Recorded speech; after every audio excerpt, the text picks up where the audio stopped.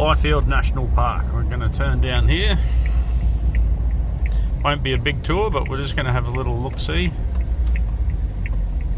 Water Park Creek, 5 Rocks campsite, 9 Mile Beach. Right, so this is sort of the main sort of road entrance to all these sort of holiday destinations down here. It does say back there that although there is 2-wheel drive access to the main spots, to go beyond you'll need 4-wheel drive, and be prepared as you would be for any 4-wheel driving adventure, because there's not a whole heap of help. But there is, if you go up to the general store cafe, which is just up the road a little bit before you head down this direction, there is what was it, business cards or a phone number for beach recovery.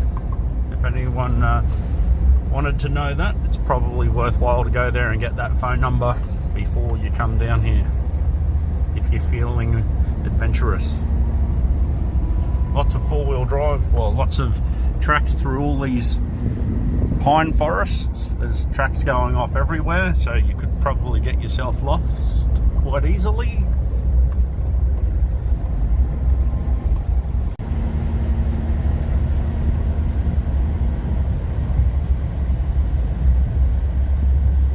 One lane, 40 kilometres. People cross here.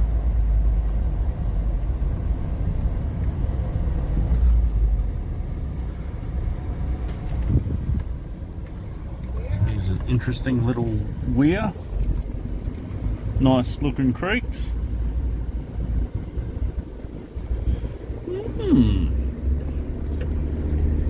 Looks like a nice swimming hole. Wonder if there's crocs here.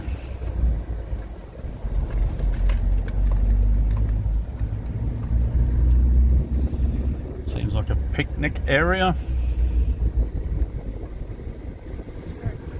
Looks very nice, yes. Lots of shade, mozzies and midgies probably.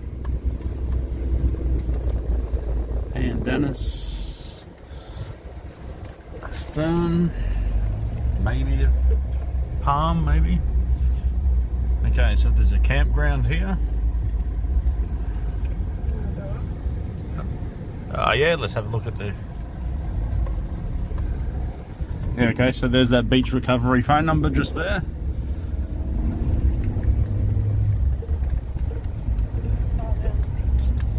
Not sure. Water Park Creek Camping Ground.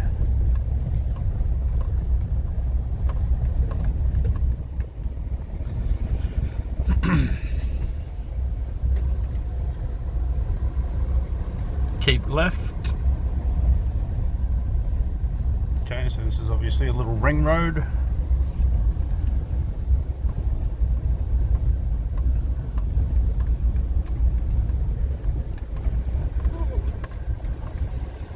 It's alright, dear. Just go straight. You got a 4-wheel drive. You're going into the soft stuff.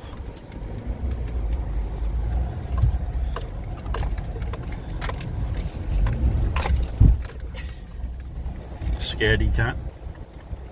So yes, there is some potholes with water in them, but don't be worried. They're nothing.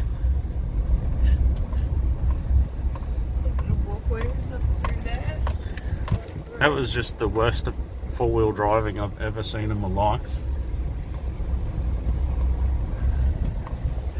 Avoiding tiny little puddles.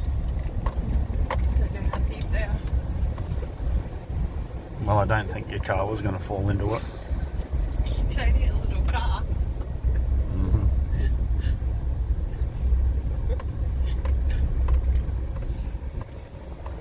Okay. So wonder if you're allowed to just camp anywhere? Oh, I dare say all these little protrusions are campsites. With a communal toilety area. There's electric barbecue over there. I don't know, I'm just winging it here. I suggest that this is probably like most national parks in Queensland, that you've got to book online these days. Everything's online. I've got no idea, haven't looked into it. And there's some more little tiny puddles about 3 inches deep that she's driving around. Scaredy cat. Just want to see a pretty sight of the ocean. Here's one of these signs that says you're meant to be going sideways around here. Heavy right foot.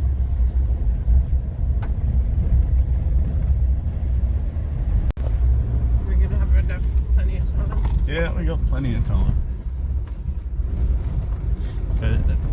This is a cleared pine plantation. So some mountains in the background. Plenty of fat wood down there in case you need to start a fire. This side of the road's still pine plantation.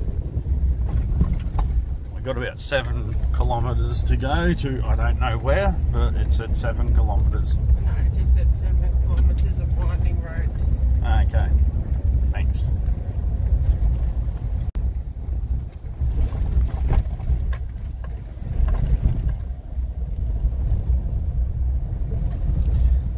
They're just giving you a little bit of a taste of what the road's like. It's nothing crazy, you don't need a 4-wheel drive to get in here, but there is some potholes. So coming down here with the trailer and that, just be mindful of that. You might want to leave it back on the bitumen road back there before venturing down.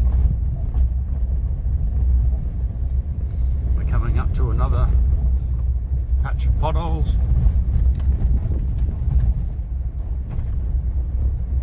And it is a gravel road, but as you may be able to see, there's a lot of this red clay sort of slippery mud. But I think the road's in good enough condition that, you know, no one's going to get stuck here. Unless for some reason you pulled off the edge there into that real soft looking stuff.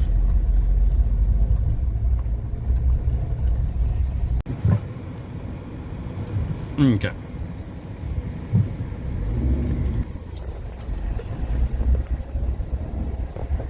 Okay, seems like we've entered the domestic animals prohibited.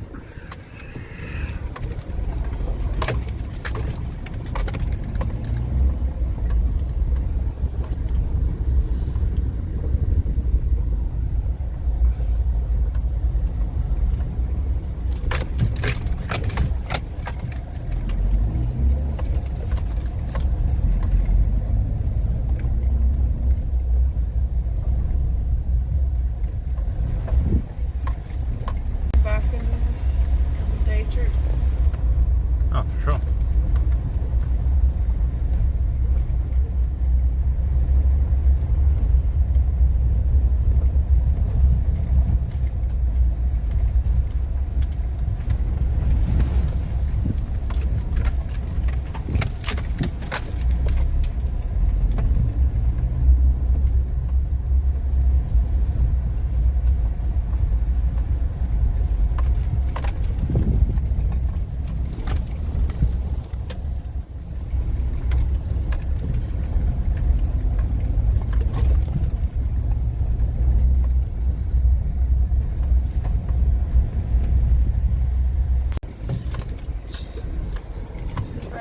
Sign to Yapoon. I don't know, maybe just go that way. Yeah, I suppose.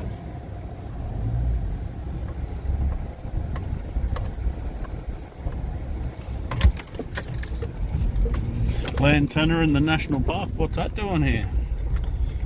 I thought that's part of their job to make sure that they maintain all that.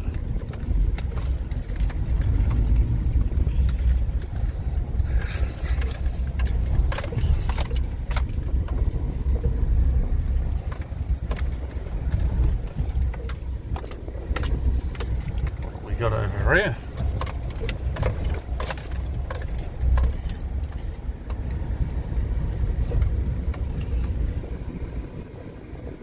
Banksia car park, creek to coast trail. Okay. Well, we're not doing the walk today.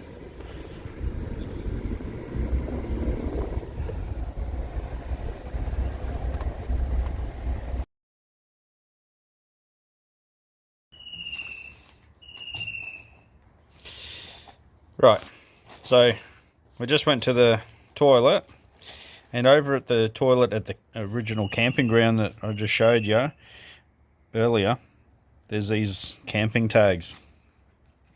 All the instructions are here on the back, and there's actually pamphlets about what you can and can't do. And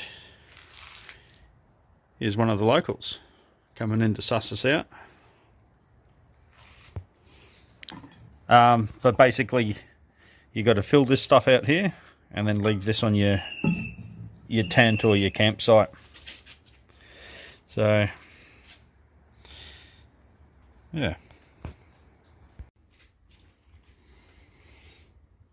So I'm just giving you a little look at the toilets that are here. A little bit of information here.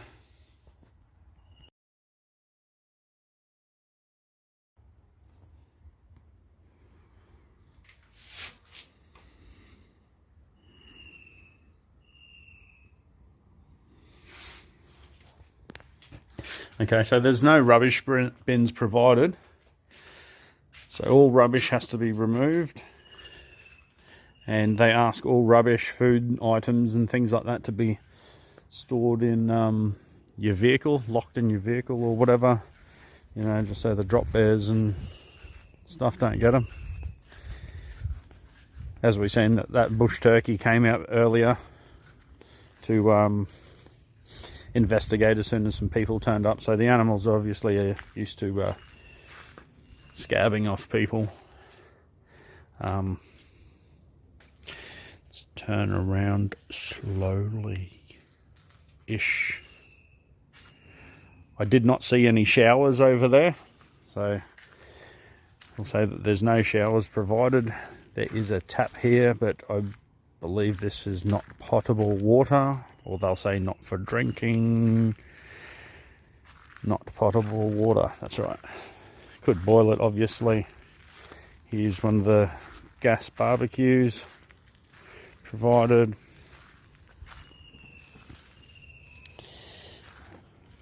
I'm pretty sure these are free. I'm not seeing any coin. Oh, yep. So these are free. You just press the button there. There seems to be a lot of mosquitoes here. Yeah, quite a lot of mosquitoes. There's flies and the usual stuff you'll get around Australia. So looks like a fairly nice place, but yeah, just make sure you've got enough room to take your rubbish, bring some garbage bags, no showers, no potable drinking water, and they did have the camping tags at that toilet block. So yeah, they are flush toilets. They look relatively clean. So yeah, just in case anybody wants to come to Byfield National Park camping, there you go. Hopefully that was help to somebody.